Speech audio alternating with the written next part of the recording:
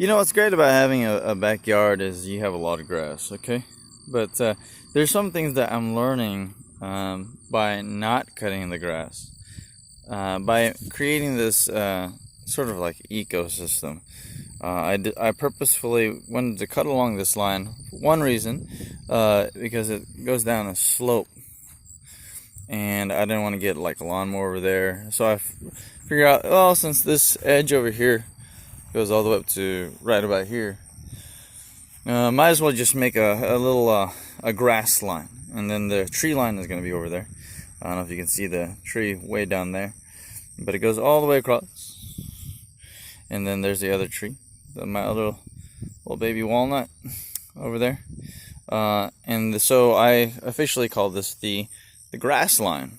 Well, in this grass line, I'm just letting it grow freestyle, creating its own little ecosystem. It's really cool watching this ecosystem grow. With you can hear the bugs, and there's a lot of frogs, and we don't have that many snakes. I haven't seen one in here yet. I saw one up near the house when I cleared around the house. I didn't want any shrubs around the entire house like you'll see over there, because that can accumulate pests. So no grass around the house.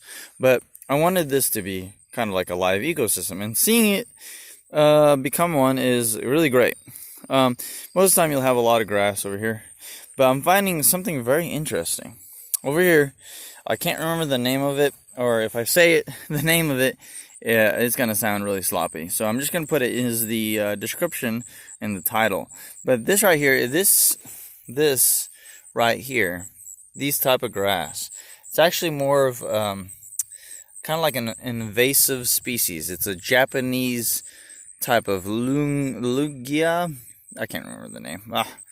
Anyways, it's a Japanese type of grass.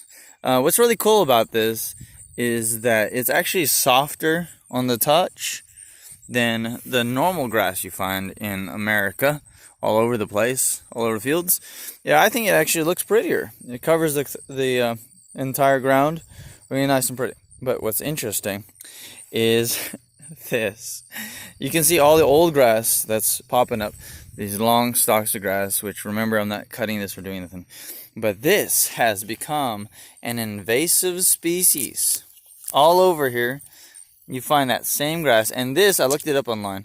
It's not bad because it grows up to a foot tall. And remember, like I said, it's very soft to the touch. I actually like it. But what's interesting is it is covering now the whole field right here.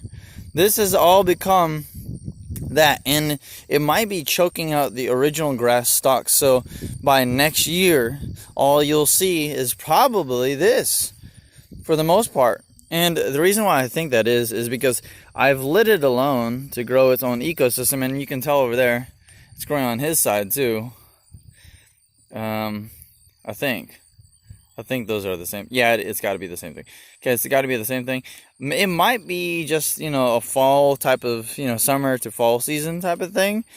But I don't know. I think maybe because I let it just grow itself out without cutting anything down, it's allowing it to go to flower, which then in turn it self-fertilizes, and then it'll just massively expand. Because if you allow plants to keep fertilizing itself, and then they replenish the soil, they will become an invasive species no matter what it is. But over here you can see all the old grass, and it's dying away. But this, and I think it actually looks beautiful with the edge of the cliff. It's really become like this floor of Japanese grass type of thing. It's like invading the whole side, but I actually like it better than the tall grass. This tall grass, I mean, it's nice and all, but you can see like little patches of dirt here and there. It's not as good. This one covers the whole floor. So not only I think it looks more green, it's more vibrant, more poofy, but it'll also hold the soil better than the normal grass would. At least that's what I think. And you can tell from the old stalks, we have some cattails over here, which you would never see this if I were to mow this whole area. So watching a live ecosystem of your own backyard is pretty fun, actually. But I've never seen this before, at least this much of it.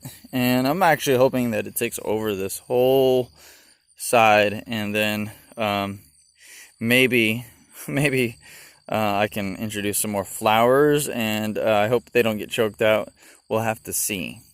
But in the meantime, this is a pretty good filler. I'm wondering what it'll look like next year, because I am allowing this to grow out, and most people don't. So, pretty interesting. And like I said, the name of this will be in the description of the title. I'll see y'all later.